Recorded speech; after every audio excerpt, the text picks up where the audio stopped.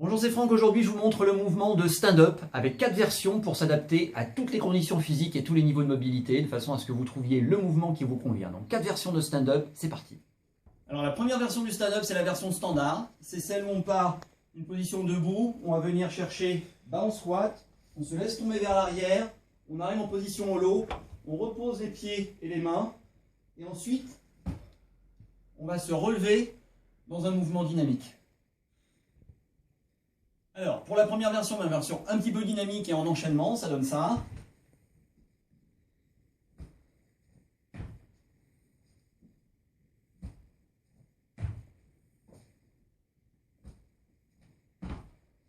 Voilà pour la version dynamique. Alors, la première variante, donc pour effectuer justement ce mouvement de bascule, c'est d'utiliser des poids. Vous pouvez faire avec un poids, avec un kettlebell ou même avec des bouteilles d'eau. Mais l'idée, c'est d'avoir un mouvement qui va vous, un contrepoids qui va vous permettre de faciliter la balance, la bascule. D'accord? Donc avoir un poids qui va vous entraîner vers l'avant et qui du coup va vous aider à passer le cap de ce point d'équilibre. Alors, une des grosses difficultés qui est rencontrée sur le mouvement de stand-up, c'est d'arriver à faire la bascule, c'est-à-dire quand on est là et quand on veut remonter, voilà. Pour certains, il y a une difficulté à effectuer ce mouvement de bascule. Donc on va voir 3 versions pour passer ce cap et pour pouvoir enchaîner le mouvement. Alors la deuxième variante, c'est une autre variante qui va vous demander un peu plus de mobilité, mais qui va aussi vous aider à passer ce point de bascule. C'est-à-dire qu'au lieu de faire la bascule, je dirais standard, on va passer par une phase intermédiaire, c'est-à-dire qu'on va revenir en position en tailleur, et on va basculer comme ça sur les genoux pour passer ensuite derrière et revenir debout comme ça. Donc en enchaînement, ça donne ça. Donc la descente se fait de la même façon, mais la montée se fait en 2 temps. D'accord? Et on redescend.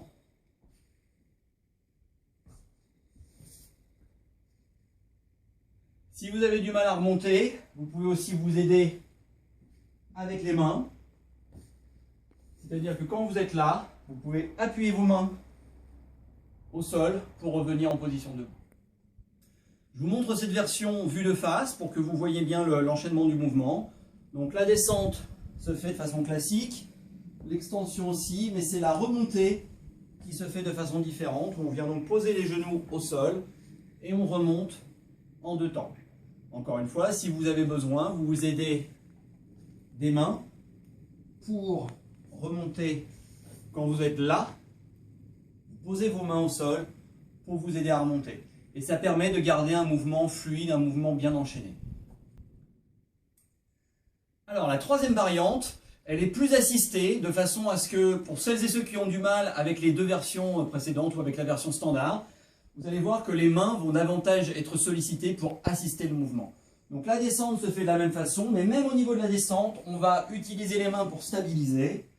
Et au niveau de la montée, on va aussi utiliser les mains pour venir aider à passer les différentes étapes du mouvement. Donc c'est le même mouvement, toujours en enchaînement, toujours de façon fluide, mais en utilisant davantage les mains pour stabiliser et assister le mouvement. Alors juste un petit exercice complémentaire pour justement travailler ce point de passage, ce point délicat de bascule. C'est en fait des sit-ups avec simplement récupération en squat. Donc vous êtes comme ça, et vous allez en fait vous enrouler et revenir comme ça. Vous enroulez et vous revenez sur les pieds. Et ça, c'est pour ceux qui ont du mal à enchaîner tout le mouvement. Vous allez voir que c'est un exercice qui va vous aider progressivement à devenir de plus en plus à l'aise sur cette partie de passage de la position horizontale à la position verticale pour se restabiliser sur les pieds après être parti d'une position allongée sur le dos. Donc vous pouvez pratiquer ça en complément du mouvement de stand-up de façon à vous améliorer sur cette partie et devenir de plus en plus fluide sur l'ensemble du mouvement. Alors, avant les stand-up, il y a plusieurs mouvements d'échauffement qui permettent de bien préparer le corps. Le premier, c'est le squat, mais le deep squat, c'est-à-dire descendre très très bas, le plus bas possible, et remonter. Donc on pratique ce mouvement plusieurs fois pour bien échauffer, surtout au niveau des chevilles, des genoux et des hanches. On peut aussi pratiquer des extensions, flexion-extension. Donc, aller chercher très loin derrière et aller chercher le plus bas possible en enroulant le bas du dos. Le deuxième mouvement, puis le troisième, c'est le mouvement de sit-up qui consiste à se relever de façon un petit peu dynamique comme ça. Donc voilà les 3 mouvements d'échauffement pour bien se préparer avant les stand-up. Voilà les amis, vous avez la version standard, vous avez les 3 variantes pour s'adapter à tous les niveaux. Donc vous avez tout ce qu'il vous faut pour aborder ce mouvement du stand-up et relever avec nous le défi, la prolongation de October Peas sur ce mois de novembre avec le défi 100 stand-up for time. À vous de jouer.